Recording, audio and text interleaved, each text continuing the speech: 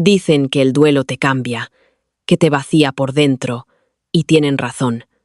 Hace 10 años, mis padres y mi hermana murieron en un terrible accidente. Fue 2 días antes de mi examen MIR. Suspendí, me rompí.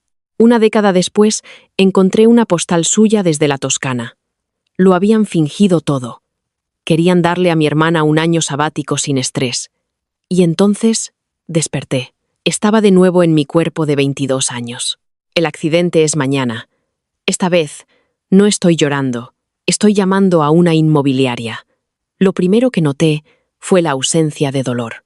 Durante 10 años, un dolor sordo y punzante vivió en la base de mi espalda. Era el recuerdo de una década encorvada sobre un microscopio. En un laboratorio en un sótano. Hacía turnos dobles para pagar la hipoteca. La hipoteca de un mausoleo. Ahora el dolor se había ido. Mi espalda estaba recta. El aire en mis pulmones se sentía limpio. No estaba contaminado por el olor estéril a lejía de la clínica. Abrí los ojos. El techo me resultaba familiar. Demasiado familiar. Una mancha de humedad con forma de luna creciente. Estaba cerca del conducto de ventilación. El papel pintado floral, que mi madre Beatriz siempre prometió cambiar, pero nunca lo hizo. Porque esta era mi habitación, el ático reconvertido, lejos de la vista y de la mente. Me incorporé. Se me cortó la respiración. Me miré las manos. Estaban suaves. Los callos de sacar sangre y arrastrar residuos médicos habían desaparecido. La cicatriz plateada en mi pulgar izquierdo, por un vaso de precipitados roto, ya no estaba. Salté de la cama. Mis pies descalzos tocaron la madera fría. Tropecé hasta el pequeño espejo del tocador, en la esquina. Una mujer de 22 años me devolvió la mirada, sin ojeras, sin canas prematuras en el pelo castaño. Mi piel estaba sonrosada, viva, libre del peso aplastante y sofocante del luto. Miré el escritorio. Una pila enorme de libros de texto. Estaban perfectamente alineados junto a un cuaderno de espiral. Repaso para el examen MIR. El examen de residencia. Mi corazón martilleaba contra mis costillas. Era como un pájaro atrapado. Cogí mi móvil, un modelo antiguo y tosco. El protector de pantalla estaba roto. 14 de mayo. 2 días antes del examen. Mañana era 15. Mañana era el día en que murieron. Me hundí en el borde del colchón. Mis piernas fallaron. Y el recuerdo de mi vida pasada volvió de golpe. Una ola violenta y sofocante de memoria sensorial. Recordé la llamada. Fue a las 11:40 de la noche. La voz grave y compasiva del agente Morales. Lo siento mucho, Sofía. Hubo una tormenta. El coche se salió del terraplén y cayó al desfiladero. El río bajaba con mucha fuerza. No hemos recuperado los cuerpos, pero el vehículo estuvo sumergido horas. No hubo supervivientes.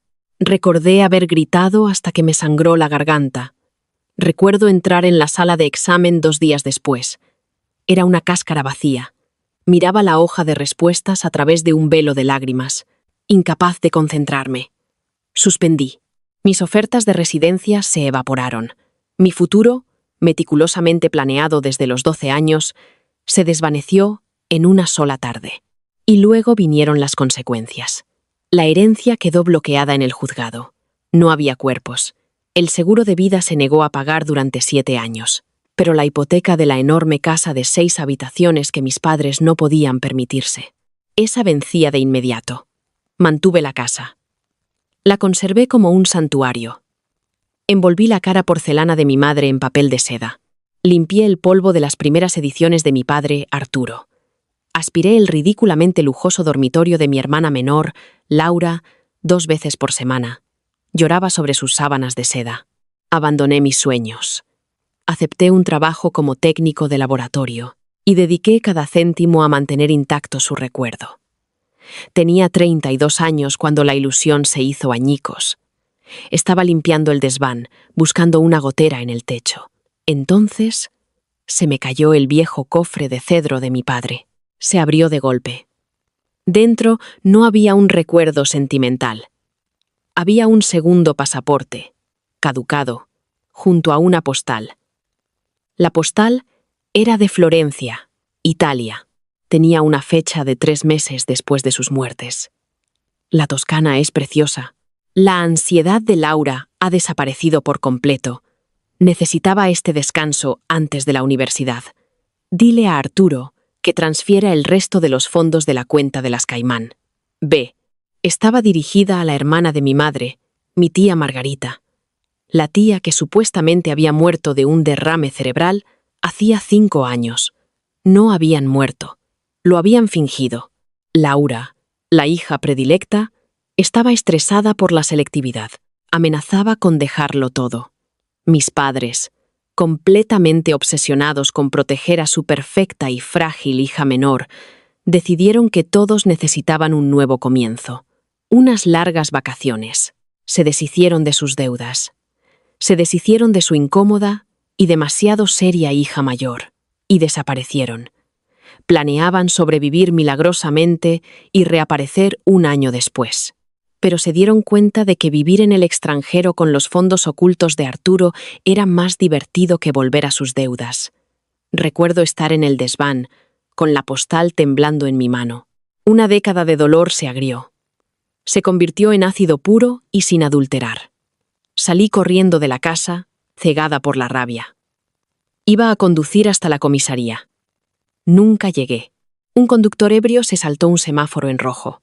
El sonido del metal aplastando metal. El sabor a cobre. La luz que se desvanece. Y ahora estaba aquí. 14 de mayo. Miré el reloj. 7 de la mañana. Abajo. Podía oír el suave zumbido de la cafetera. El tintineo de la porcelana. Estaban despiertos. Estaban vivos. Me levanté. El golpeteo frenético en mi pecho se calmó. Se convirtió en una calma lenta, rítmica y aterradora. No sentí alegría. No sentí alivio. Sentí una fría precisión quirúrgica apoderarse de mi cerebro. Fui al armario, me puse unos vaqueros, un jersey grande y bajé las escaleras. La cocina estaba bañada por la suave luz de la mañana. Beatriz estaba junto a la isla, bebiendo café. Llevaba su bata de seda, el pelo perfectamente peinado. Arturo leía la sección financiera del periódico. Y allí estaba Laura, con 19 años, tumbada en el banco del desayuno, poniendo mala cara a su teléfono. «Es que no entiendo por qué tengo que presentarme este año», se quejó Laura. «Mi salud mental está literalmente por los suelos, papá. Si hago ese examen, tendré un ataque de pánico». Arturo suspiró. Un sonido de profunda indulgencia paternal. «Lo sabemos, cariño. No te preocupes. Tu madre y yo tenemos un plan. Todo va a salir bien». Beatriz levantó la vista y me vio en la puerta. Su sonrisa, que había sido cálida para Laura, se tensó. «Sofía, qué madrugadora», dijo. «No deberías estar estudiando. Tu examen es en 2 días. No puedes permitirte suspender. Después de lo que pagamos por ese curso de preparación». La miré fijamente. Vi las pequeñas arrugas alrededor de sus ojos, los pendientes de diamantes. Miré a las personas que me habían condenado sin esfuerzo a una década de miseria, solo para evitarle a mi hermana una mala nota. Una lenta sonrisa se extendió por mi rostro. «Tienes razón, mamá», dije. «Tengo mucho trabajo que hacer». Las siguientes 36 horas fueron una clase magistral de observación. Me moví por la casa como un fantasma. Los observaba ejecutar su patética salida. Una vez que sabes qué buscar, las señales son evidentes. Vi a Arturo haciendo una bolsa de lona impermeable, no su maletín de cuero habitual. Vi a Beatriz sacar discretamente sus joyas de la caja fuerte. Las guardaba en el fondo de un neceser. Vi a Laura quejarse de un dolor de cabeza.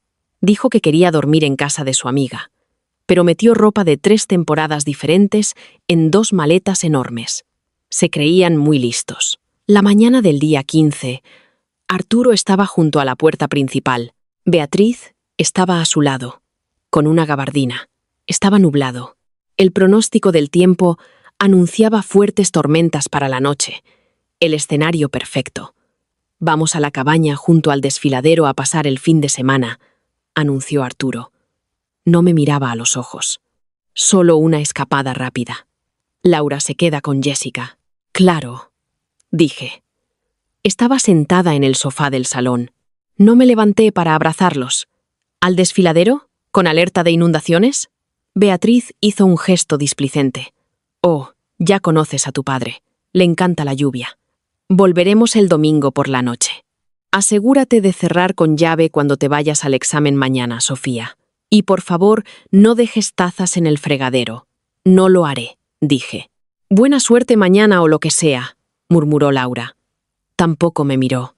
Que tengáis buen viaje, respondí. La pesada puerta de roble se cerró tras ellos. La casa quedó en completo silencio. No me moví durante 10 minutos.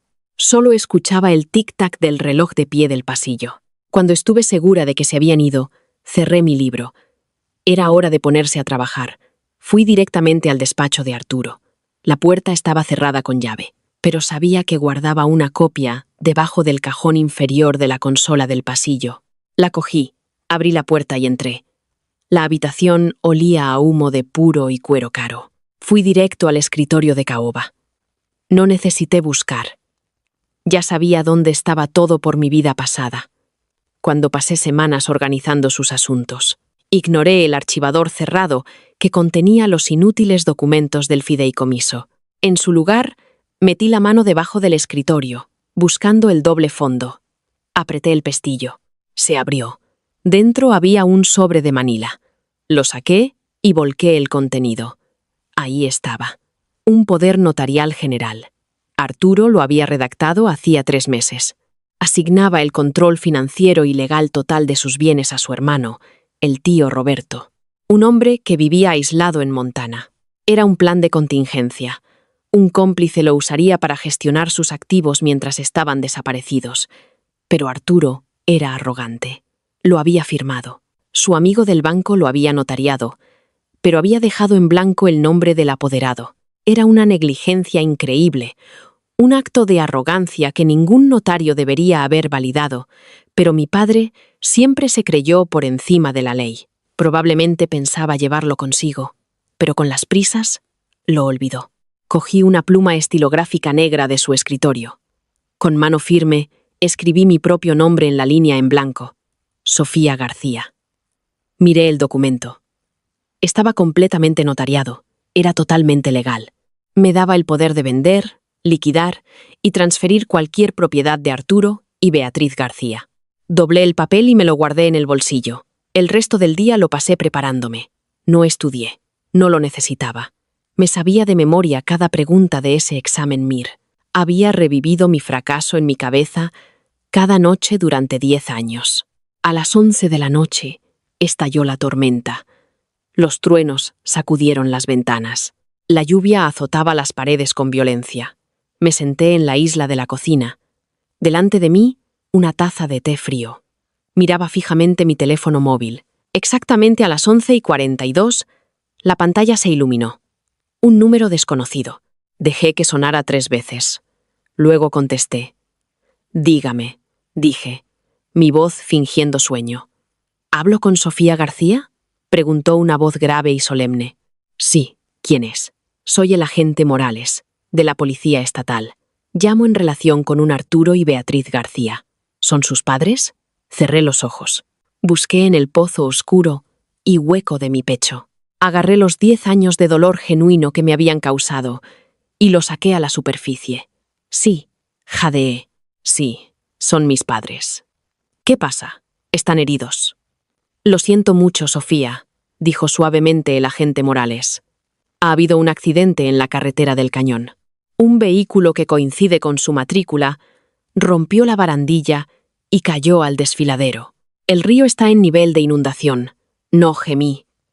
Me clavé las uñas en el muslo hasta que dolió. Forcé una lágrima. No, eso es imposible. Acaban de irse. Se fueron esta mañana. Lo siento mucho. Tenemos equipos de búsqueda y rescate, pero dadas las condiciones, lo clasificamos como una misión de recuperación. Tampoco encontramos a su hermana en el vehículo. ¿Estaba con ellos? «Laura», sollocé. Un sonido seco y desgarrador. Dejé que el teléfono se me resbalara un poco de la oreja. «Oh, Dios mío, Laura». Se suponía que estaba en casa de una amiga. Dios mío, Necesitamos que venga a la comisaría mañana por la mañana, señorita García. ¿Hay alguien que pueda quedarse con usted esta noche? Estoy sola, susurré. Inyecté una nota de absoluta desesperación en las palabras. Estoy completamente sola. Lo siento mucho, repitió. Cuando terminó la llamada, dejé el teléfono sobre la encimera. Me sequé la única lágrima de la mejilla. Miré alrededor de la enorme y silenciosa cocina. Los electrodomésticos de acero inoxidable brillaban en la penumbra. No estaba sola. Por fin era libre. A la mañana siguiente, no fui a la comisaría. Fui a hacer mi examen MIR. Entré en el centro de exámenes a las 8 de la mañana. Mis ojos estaban rojos e hinchados. Una aplicación táctica de gotas para los ojos. Me senté en mi terminal. Durante las siguientes 8 horas, hice clic en el examen con una eficiencia despiadada.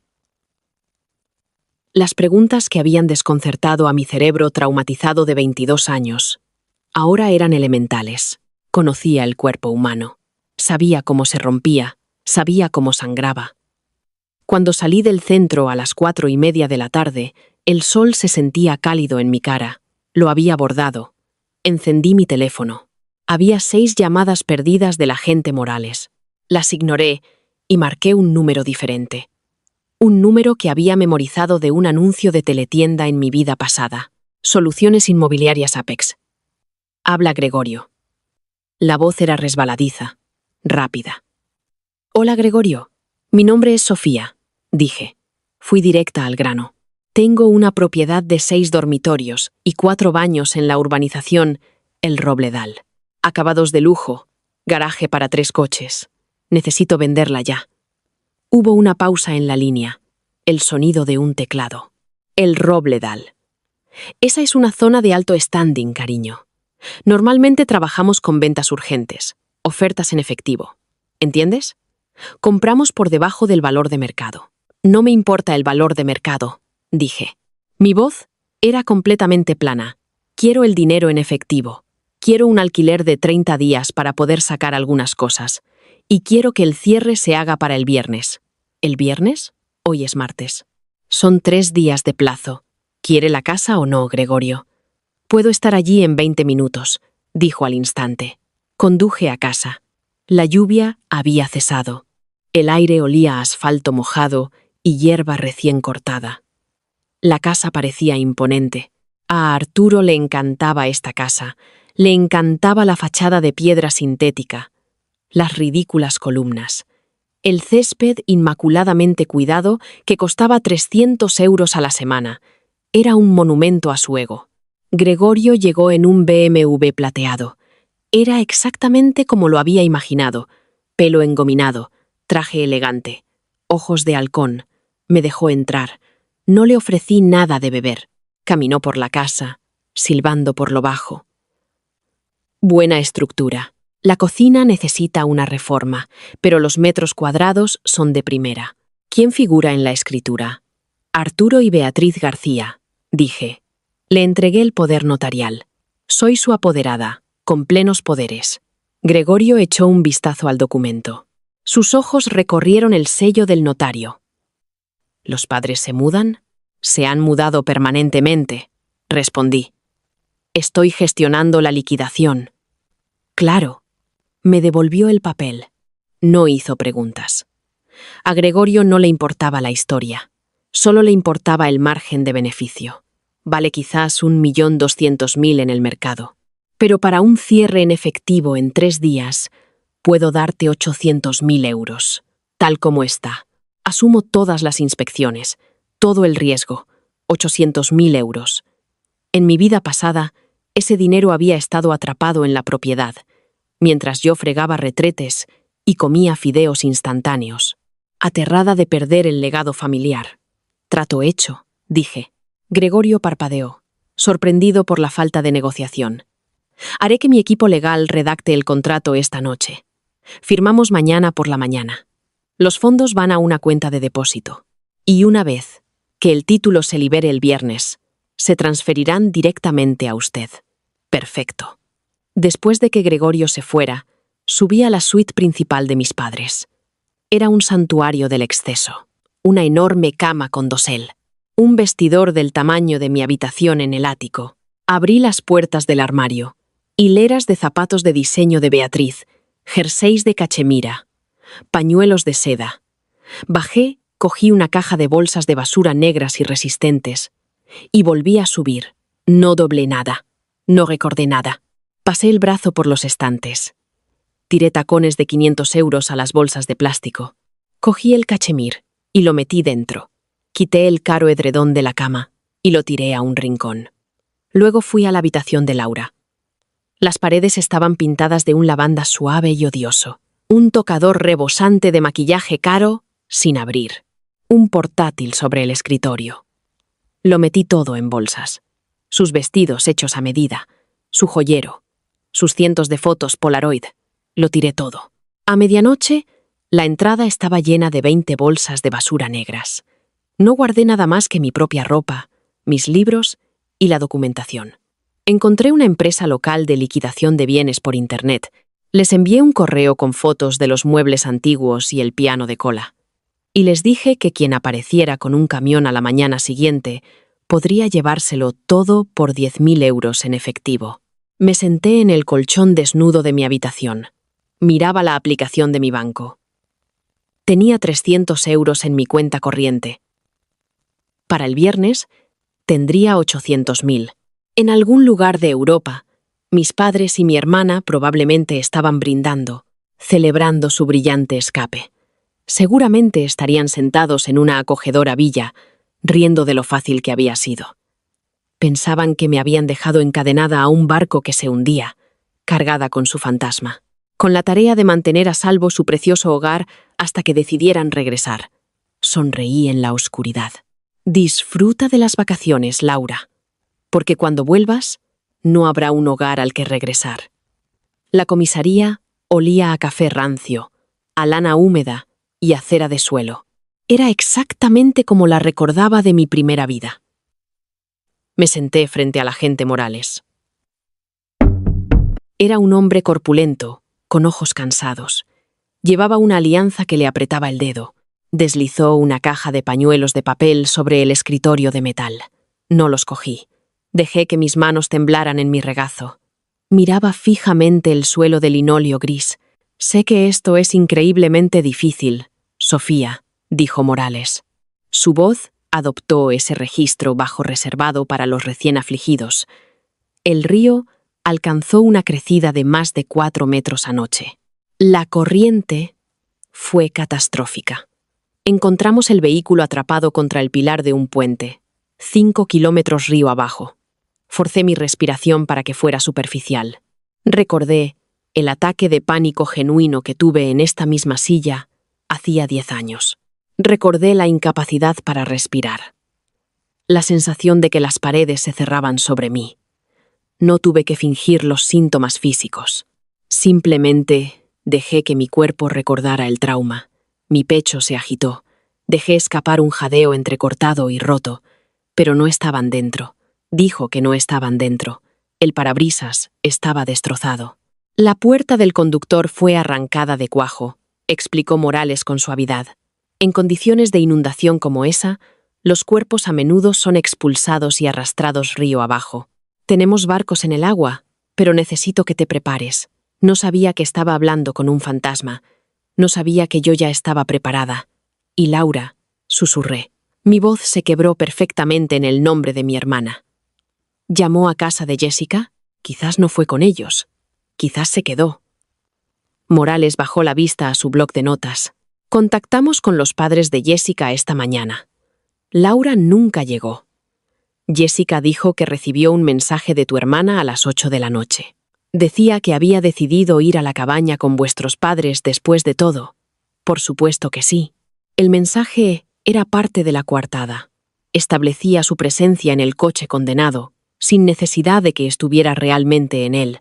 Era una narrativa limpia y ordenada, diseñada por Arturo para asegurar que los 3 fueran declarados muertos de un solo golpe. Hundí la cara entre las manos y dejé que mis hombros se sacudieran. Lloré. Lloré por la chica de 22 años que había muerto en esta habitación hacía 10 años. Lloré por la década que había perdido. Lloré porque era la única moneda que esta gente entendía, y yo necesitaba comprar tiempo. Los encontraremos, Sofía, prometió Morales. Pero ahora tienes que ir a casa, estar con la familia. ¿Tienes algún tío o tía a quien podamos llamar? No, mentí con suavidad. Solo estoy yo.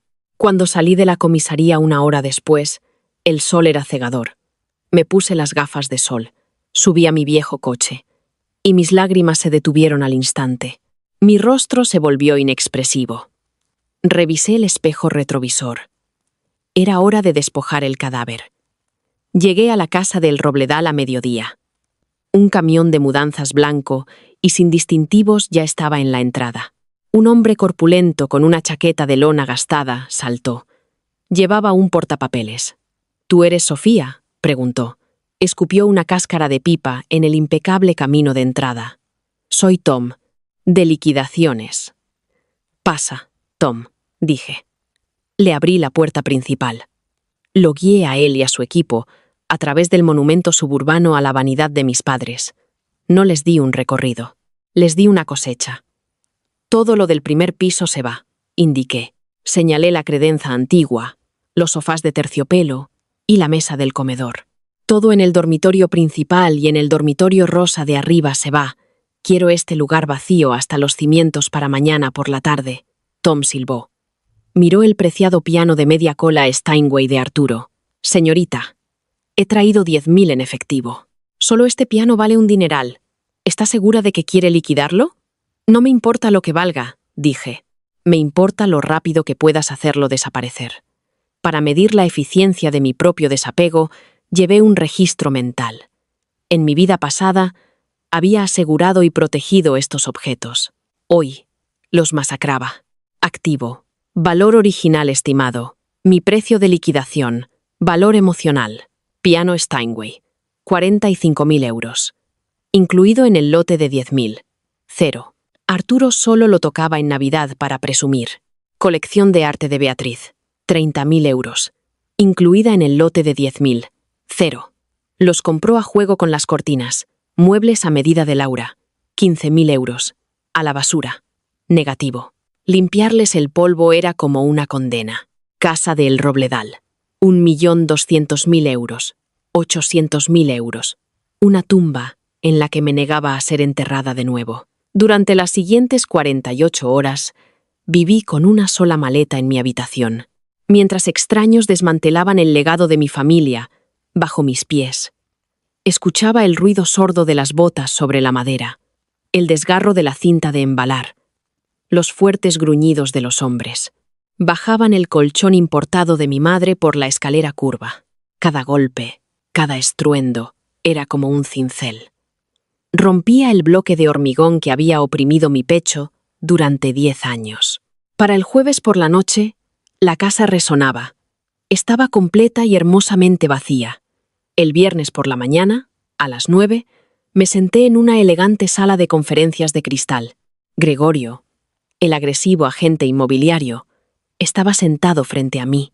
Su abogada, una mujer de rasgos afilados, me deslizó una pila de documentos. La búsqueda de títulos ha salido limpia, dijo la abogada. Sin cargas, aparte de la hipoteca principal, que se pagará con el depósito. Hemos verificado el poder notarial. Si firma aquí y aquí, los fondos restantes se transferirán a su cuenta inmediatamente. Cogí el pesado bolígrafo de metal. No dudé. No leí la letra pequeña. Firmé con mi nombre. Firmé la venta de la casa de Arturo. Firmé la venta de la cocina de Beatriz. Firmé la venta del santuario de Laura. Hecho, dije. Gregorio sonrió, calculando ya su margen de beneficio. Un placer hacer negocios contigo, Sofía. Las llaves. Deslicé el pesado llavero de latón sobre la mesa. Cambia las cerraduras, le aconsejé en voz baja. Nunca se sabe quién podría intentar volver. Salí del bufete de abogados y me senté en un banco. Saqué mi teléfono y abrí la aplicación del banco. La pantalla se cargó. Un pequeño círculo azul girando durante 3 agónicos segundos. Luego los números se actualizaron. Saldo disponible. 800.312 € con 45 céntimos. Miré la pantalla hasta que mi visión se volvió borrosa. No era solo dinero, era una armadura, era libertad, era un billete de ida para salir del cementerio. 2 semanas después, la ciudad celebró un funeral por la familia García. Como no había cuerpos, fue un acto simbólico. Se celebró en la enorme iglesia a la que mi madre solo asistía para hacer contactos. El templo estaba abarrotado. Todo el pueblo acudió a llorar la trágica pérdida de la rica y hermosa familia, y a compadecer a la pobre hija mayor. Me senté en primera fila. Llevaba un sencillo vestido negro sin marca. No llevaba velo. Mantuve la postura rígida, mis ojos fijos en los 3 atriles de madera vacíos, cubiertos con arreglos florales que yo no había pagado. El reverendo Miller hablaba de la generosidad de Arturo, del espíritu brillante de Beatriz. Habló de la juventud robada de Laura, de su potencial ilimitado. Escuché los sollozos de las compañeras de tenis de mi madre. Escuché los susurros compasivos. Parece completamente insensible. Pobre Sofía. Está completamente sola ahora. He oído que tuvo que vender la casa solo para cubrir las deudas. Una tragedia. Tenían razón en una cosa. Estaba completamente sola, pero se equivocaban sobre la tragedia. Cuando terminó el servicio, me levanté y caminé por el pasillo central. La gente me tocaba el brazo. Ofrecían sus condolencias. Asentí cortésmente. Mi rostro era una máscara de dolor sereno y medicado. No dije ni una sola palabra. Salí por las pesadas puertas de roble, bajé los escalones de piedra y subí a un taxi que me esperaba. No volví a El Robledal. Fui al aeropuerto. Si ellos iban a jugar a estar muertos, yo me iba a convertir en un fantasma. Había pasado las últimas 2 semanas ejecutando un meticuloso plan de extracción. Lo llamé protocolo fantasma. No solo me mudaba. Estaba cortando todos los lazos con la identidad de Sofía García, la patética y obediente hija. Paso 1. Erradicación digital. Borré todas mis cuentas de redes sociales. Cerré mis antiguas direcciones de correo electrónico. Transferí mi número de teléfono a un dispositivo desechable. Lo tiré a una alcantarilla. Y compré un teléfono nuevo con un número nuevo y no listado a nombre de una sociedad limitada que creé. Paso 2. Oscuridad financiera. Los 800.000 € no se quedaron en una cuenta corriente estándar. Los moví a través de 3 fondos de inversión diferentes y los aseguré en un fideicomiso privado que había constituido previamente. Si Arturo alguna vez intentaba rastrear la venta de la casa, se encontraría con un muro de anonimato corporativo. Paso 3. El giro profesional. No solo había aprobado mi examen MIR, lo había pulverizado. Mi puntuación me situó en el percentil 99. En mi vida pasada, suspendí y me quedé en mi ciudad. Esta vez, acepté una residencia de cirugía muy competitiva, en un centro de traumatología en Seattle, a miles de kilómetros de casa, a miles de kilómetros del desfiladero. Aterricé en Seattle bajo una lluvia incesante. Se sintió como un bautismo. Alquilé un apartamento de un dormitorio en un rascacielos. Tenía techos de hormigón, ventanas de suelo a techo con vistas al mar, y una seguridad más estricta que una base militar. Nadie subía en el ascensor sin un escaneo biométrico y la aprobación de un residente. Mi nueva vida comenzó en la unidad de trauma. Trabajaba 80 horas a la semana, pero no se sentía como un castigo. Se sentía como un poder absoluto. Era brillante, era implacable, porque había pasado 10 años en un laboratorio, analizando patologías sanguíneas y estudiando anatomía. Tenía una década de conocimiento médico teórico en el cuerpo de una residente de 22 años. Los cirujanos adjuntos estaban desconcertados conmigo. No me inmutaba al ver fémures aplastados o bazos rotos.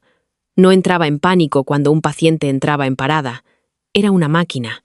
«Eres como el hielo, García», murmuró una noche el doctor Ibáñez, el jefe de trauma, mientras yo pinzaba una arteria sangrante en una víctima de un accidente múltiple. «He visto cosas peores, doctor», respondí, mis ojos fijos en el campo quirúrgico. Y así era. Había sobrevivido a mi propio funeral. Había sobrevivido una década sirviendo a fantasmas. Un poco de sangre no era nada. Los meses se convirtieron en un ritmo de trabajo, sueño y gestión agresiva del patrimonio. No hice amigos. No salí con nadie. No necesitaba compañía. Estaba alimentando un motor singular de autopreservación. Cada euro que ganaba en la residencia era extra. Los intereses de mis inversiones cubrían mi alquiler y mis gastos. Estaba segura. Era intocable, pero no era complaciente. Sabía que estaban ahí fuera. Sabía que el tiempo corría. Las cuentas de Arturo en las Islas Caimán eran sustanciales, pero no infinitas. Además, Arturo era un hombre que anhelaba un público. Le gustaba el whisky caro, el póker de altas apuestas y presumir. Beatriz era adicta a las compras de diseño. Laura era un agujero negro de necesidad y entretenimiento. Vivir en secreto en una villa toscana suena romántico durante un mes, pero para una familia acostumbrada a ser el centro de su universo, el aislamiento acabaría convirtiéndose en aburrimiento. Y el aburrimiento, en gastos. Les di un año. Para asegurarme de que no me pillarían desprevenida, contraté a un investigador privado en mi ciudad natal, un hombre llamado Reyes. Era caro, discreto y profundamente cínico. No le conté toda la verdad. Le dije que la herencia de mi familia estaba en disputa y que necesitaba saber si algún pariente lejano aparecía en la propiedad para reclamarla. Solo pon una cámara en la calle, Reyes. Le indiqué por una línea segura. Vigila la casa. Si aparece alguien que coincida con las descripciones que te envié, no interactúes. Solo grábalo y llámame. ¿Quieres que vigile una casa que ya vendiste?, preguntó Reyes. Su voz ronca estaba llena de confusión. Te pago 2.000 al mes para que vigiles la casa. No te pago para que entiendas por qué. Entendido, señorita García. La cámara estará instalada mañana. Me instalé y esperé. Afilé mis bisturís. Construí mi fortaleza. Dejé que el calendario pasara. Sucedió exactamente 11 meses y 2 semanas después de la tormenta. Estaba en la cafetería del hospital. Comía un sándwich de pavo y revisaba el historial de un paciente. El cielo de Seattle fuera de la ventana era de un morado intenso, cargado de lluvia inminente. Mi teléfono desechable, la línea dedicada que solo usaba para Reyes, vibró en el bolsillo de mi pijama. Dejé el bolígrafo. Mi pulso no se aceleró. Simplemente se ralentizó hasta un latido firme y depredador. Salí de la cafetería, bajé por un pasillo de servicio silencioso y contesté: Reyes. Acertaste. Jefa, dijo Reyes. El sonido del motor de un coche al ralentí de fondo. Estoy viendo la grabación ahora mismo. 3 individuos acaban de llegar a la dirección de El Robledal en un Lincoln Navigator de alquiler. Un hombre mayor, una mujer y una chica adolescente. Coinciden perfectamente con las fotos que me diste. Una sonrisa fría y afilada se dibujó en mi rostro. Se sentía tensa, casi dolorosa. ¿Están en la puerta?, pregunté. Están de pie en la entrada del garaje, dijo Reyes. Un toque de diversión se coló en su voz. Y parecen muy confundidos. Envíame la transmisión en directo ahora. Mi teléfono emitió un pitido. Llegó un mensaje con un enlace de vídeo encriptado. Lo toqué. La pantalla se resolvió en una vista de gran angular de alta definición de la casa de mi infancia. Excepto que ya no era la casa de mi infancia. Gregorio la había reformado rápido, y la había reformado a fondo. La fachada de piedra sintética, que tanto le gustaba a Arturo, había sido pintada de un elegante gris carbón. Las ridículas columnas habían desaparecido, reemplazadas por postes minimalistas de cedro. El césped meticulosamente cuidado había sido arrancado, reemplazado por jardinería resistente a la sequía y piedras de río. Pero la mejor parte era la entrada. Había un Tesla rojo brillante aparcado allí, y el triciclo de plástico de un niño tirado en la acera. En la pantalla, Arturo García estaba paralizado junto al todoterreno de alquiler. Llevaba un caro traje de lino que parecía arrugado por un largo vuelo. Sostenía una bolsa de viaje de cuero en una mano. Miraba fijamente la pintura gris, con la boca ligeramente abierta. Beatriz estaba a su lado. Tenía un bronceado profundo y poco natural. Llevaba gafas de sol de gran tamaño. Se las quitaba, entrecerraba los ojos hacia la casa y se las volvía a poner, como si estuviera convencida de que el tinte alteraba la realidad. Laura se estaba quejando. Incluso sin audio, podía decirlo. Daba una patada en el suelo. Gesticulaba salvajemente hacia la pesada puerta principal de madera y señalaba su teléfono. Me apoyé en la pared de azulejos del pasillo del hospital, mis ojos pegados a la pantalla. Bienvenidos a casa, familia. Arturo finalmente salió de su conmoción. Subió por la entrada, con el pecho hinchado con esa familiar y arrogante autoridad. Pasó de largo el nuevo porche y agarró el pomo de la puerta principal. Lo sacudió agresivamente. Metió la mano en el bolsillo. Sacó su vieja llave de latón e intentó meterla en la cerradura. No encajaba. Gregorio había cambiado las cerraduras hacía 10 meses. Arturo sacó la llave y golpeó la madera con el puño. Golpeó lo suficientemente fuerte como para hacer vibrar el marco. Segundos después, la puerta se abrió. Un hombre de unos 30 y tantos años apareció. Llevaba pantalones de chándal y una camiseta que decía: «El papá más normal del mundo». Un Golden Retriever ladraba agresivamente a sus talones. Subí el volumen de mi teléfono al máximo, captando el audio del micrófono de la calle de Reyes. «¿Puedo ayudarle?», preguntó el nuevo propietario. Miraba a Arturo como si fuera un vendedor trastornado. «¿Qué demonios estás haciendo en mi casa?», ladró Arturo. Su cara se puso de un feo color rojo. «¿Quién eres?». «¿Dónde está mi hija?», el propietario parpadeó. «Tu casa, amigo. Compré este lugar hace 8 meses. Sal de mi porche antes de que llame a la policía». «¿Comprarla?», chilló Beatriz. Corrió escaleras arriba detrás de Arturo. «Eso es imposible. Esta propiedad pertenece a la herencia García. Está bloqueada en los juzgados. Eres un ocupa».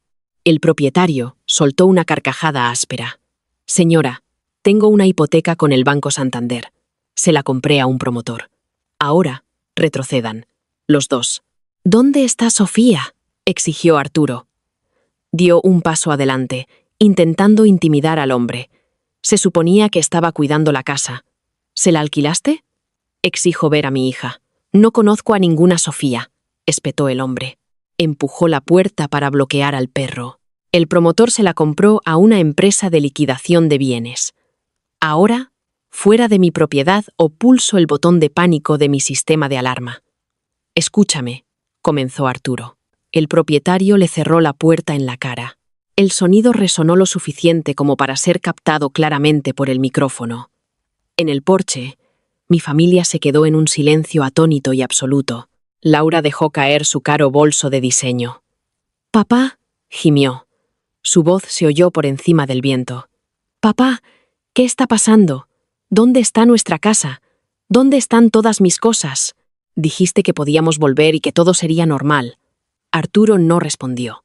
Miraba fijamente la puerta cerrada. La realidad de la situación finalmente comenzaba a penetrar en su cráneo. Sacó su teléfono móvil. Lo vi marcar rápidamente. Se llevó el teléfono a la oreja, su rostro tenso por el pánico creciente.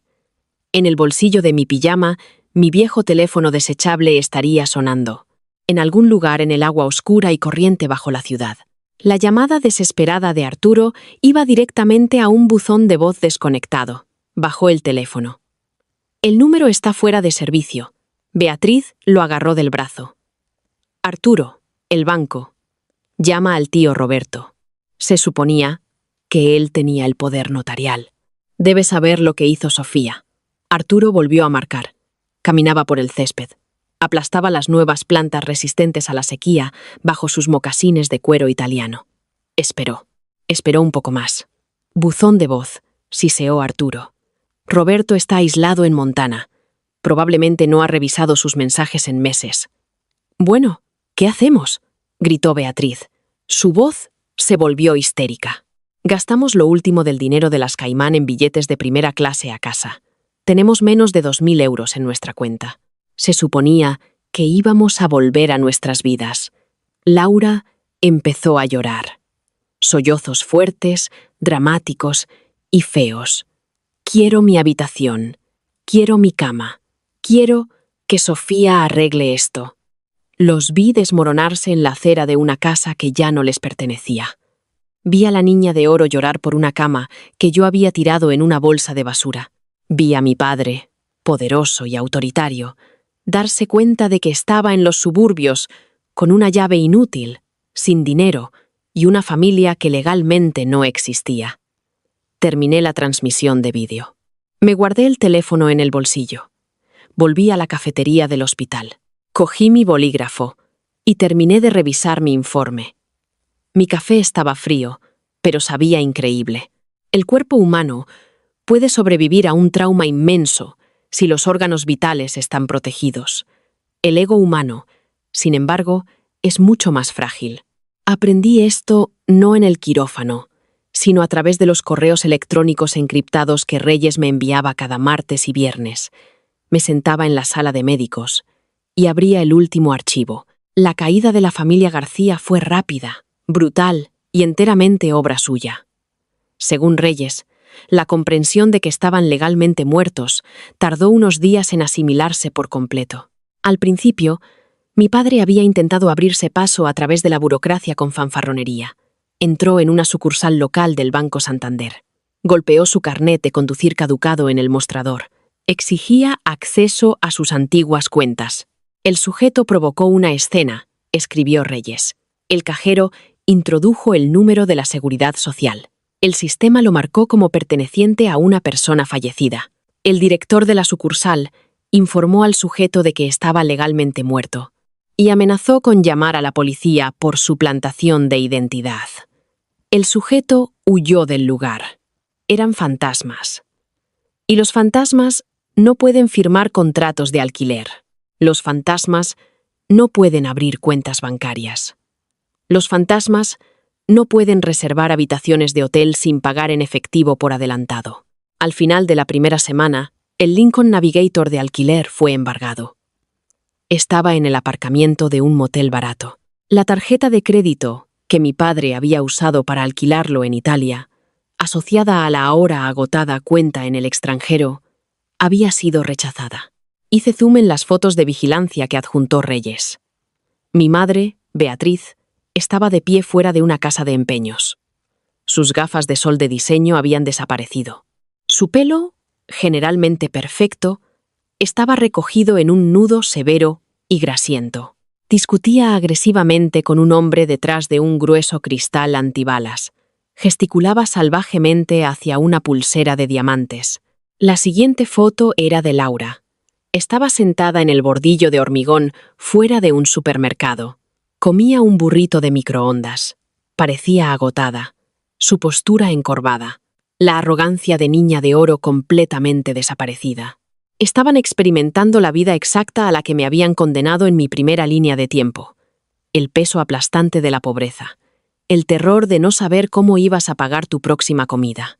Pero yo lo había soportado mientras cargaba con el inmenso dolor de perderlos. Ellos lo soportaban mientras cargaban con el inmenso peso de su propia estupidez. Una enfermera asomó la cabeza. Doctora García. Tenemos un accidente de varios vehículos en camino. Llegada en 4 minutos. El doctor Ibáñez la quiere en el box de trauma 1. Voy para allá, dije. Cerré el portátil. No sentí ni una pizca de lástima. Sentí el filo frío y afilado de un bisturí. Salí de la sala, me preparé y pasé las siguientes 12 horas reconstruyendo a un adolescente destrozado. Yo estaba salvando vidas. Ellos estaban perdiendo las suyas. 2 semanas después, Reyes llamó a mi teléfono desechable. Eran las 3 de la madrugada. Estaba en medio de un raro y tranquilo turno de noche. «Se están moviendo», dijo Reyes.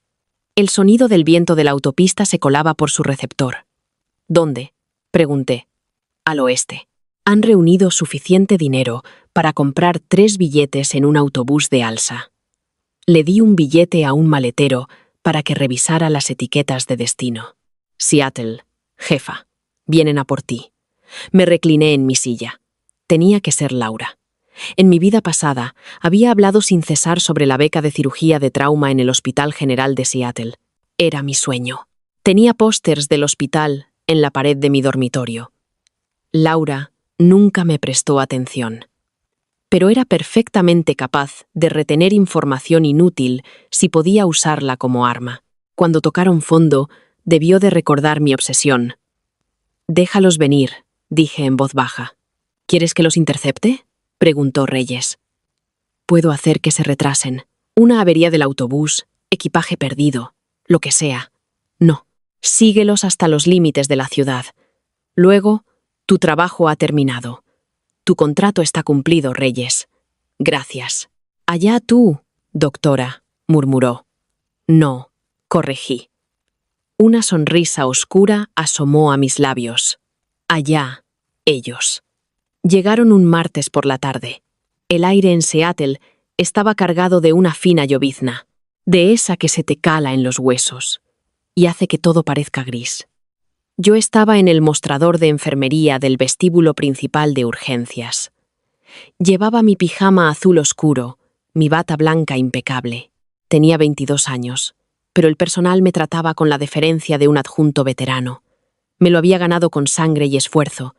Las puertas de cristal de urgencias se abrieron con un silbido. No necesité levantar la vista. Pude sentir el cambio en el aire. La energía frenética y caótica de la unidad de trauma pareció detenerse por un microsegundo. Puse el capuchón a mi bolígrafo, le di el informe a la enfermera jefe y me di la vuelta. Tenían un aspecto espantoso. El autobús les había arrebatado los últimos restos de sus vacaciones en la Toscana. El traje de lino de mi padre estaba manchado y arrugado. Parecía 10 años mayor. La piel alrededor de sus ojos, amoratada por el agotamiento. Mi madre apretaba una bolsa de plástico barata en lugar de un bolso de cuero. Y Laura parecía aterrorizada. Su ropa estaba sucia, su pelo enmarañado. Se quedaron en el centro del bullicioso vestíbulo. Entonces, los ojos de mi padre se encontraron con los míos. Por un segundo, un alivio absoluto inundó su rostro. Vio a su obediente, tranquila y fiable hija mayor. Vio su red de seguridad. «Sofía», gritó. Su voz resonó en las paredes de azulejos. Se abalanzó hacia adelante, acortando la distancia entre nosotros. Beatriz y Laura se apresuraron justo detrás de él. «Sofía, gracias a Dios», jadeó mi padre. Intentó agarrarme por los hombros. No me inmuté. Simplemente di un paso preciso y calculado hacia atrás. Sus manos agarraron el aire. «¿Puedo ayudarle, señor?», pregunté. Mi voz era alta, clara y se proyectaba perfectamente. Era la voz que usaba para dirigir a un equipo quirúrgico. Mi padre se quedó helado. Sus manos cayeron a los lados. «¿Qué? Sofía, soy yo. Soy papá. ¿Qué estás haciendo? Necesitamos tu ayuda. La casa. Alguien más vive allí. Intentamos encontrar el dinero, la herencia, pero todo ha desaparecido». El tío Roberto no contesta. «Necesitamos que arregles esto». «Papá», gimió Laura. Se puso a su lado. Me miró, con los ojos muy abiertos y suplicantes. «Sofía, por favor. Llevamos 3 días durmiendo en un autobús. No me he duchado. Es horrible. ¿Dónde está tu apartamento? Tienes que llevarnos allí ahora mismo». La miré. Miré a la chica de 19 años que me había dejado llorar su muerte para no tener que hacer un examen. «No tengo ni idea de quiénes son ustedes», dije. Mi expresión era completamente vacía. Beatriz jadeó. «Sofía, para allá. Esto no tiene gracia. Estamos en una crisis. Seguridad», llamé con calma, sin apartar la vista de mi madre. 2 guardias de seguridad corpulentos se acercaron al instante. «Espera, espera». Mi padre entró en pánico. Bajó la voz a un susurro desesperado y áspero. «Sofía, escúchame. Tuvimos que irnos. Teníamos que proteger a Laura. Tú estabas bien. Tenías tus exámenes. No nos necesitabas. Pero las cosas salieron mal. Las cuentas en el extranjero fueron congeladas. Por una auditoría fiscal de la que no sabíamos nada. Estamos completamente arruinados. Señor, dijo uno de los guardias. Se interpuso entre mi padre y yo. ¿Hay algún problema aquí, doctora García? Estos individuos me están acosando, le dije al guardia. Mi tono era clínico. Parecen estar experimentando algún tipo de delirio compartido. Nunca los he visto en mi vida. Sofía, pequeña desagradecida, gruñó mi padre. Su temperamento, finalmente, destrozó su desesperación. Intentó empujar al guardia. Un error garrafal. El guardia agarró el brazo de mi padre. Lo retorció bruscamente detrás de su espalda. Mi padre gritó de dolor. Beatriz gritó: «Suéltalo. Somos sus padres». «Sus padres están muertos, señora», dijo el segundo guardia con firmeza. Se interpuso para bloquear a Beatriz. El expediente de la doctora García dice que es la única superviviente de un accidente de coche. Ahora, ustedes tres tienen que abandonar las instalaciones inmediatamente, o llamo a la policía de Seattle. La palabra policía los golpeó como un golpe físico. Mi padre dejó de forcejear. Se quedó completamente quieto. Me miró por encima del hombro del guardia. Me miró a los ojos. Buscaba a la hija aterrorizada y desesperada por complacer que había dejado atrás. No la encontró. Encontró un muro de hielo puro e inflexible. «Tú», respiró mi padre. La comprensión finalmente encajó. Su rostro se puso pálido. «Tú hiciste esto. Te quedaste con la casa. Te quedaste con el dinero. No me quedé con nada que no fuera legalmente mío. Como única heredera de un patrimonio abandonado», dije en voz baja. «Tú me diste el poder notarial. Tú preparaste el escenario. Yo solo terminé la obra. Fuera, ahora», ladró el guardia. Empujó a mi padre hacia las puertas de cristal. «Esperen». Los guardias se detuvieron. Caminé alrededor del mostrador de seguridad.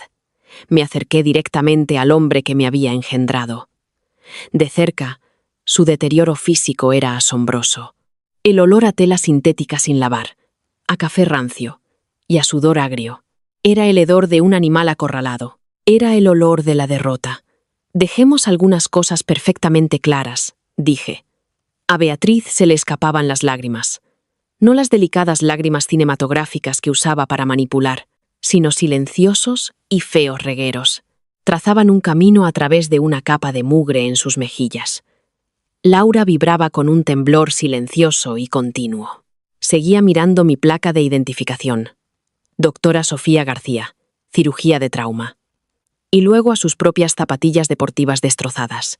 El abismo insalvable entre nosotros finalmente se estaba hundiendo en su cerebro mimado. «La casa de El Robledal», comencé. Mantuve mi voz suave y rítmica. «Fue vendida a un comprador en efectivo exactamente 48 horas después de que os ahogarais. Los fondos fueron canalizados eficientemente hacia una serie de fideicomisos escalonados en el extranjero. Fideicomisos que no podéis tocar. Fideicomisos que no podéis rastrear.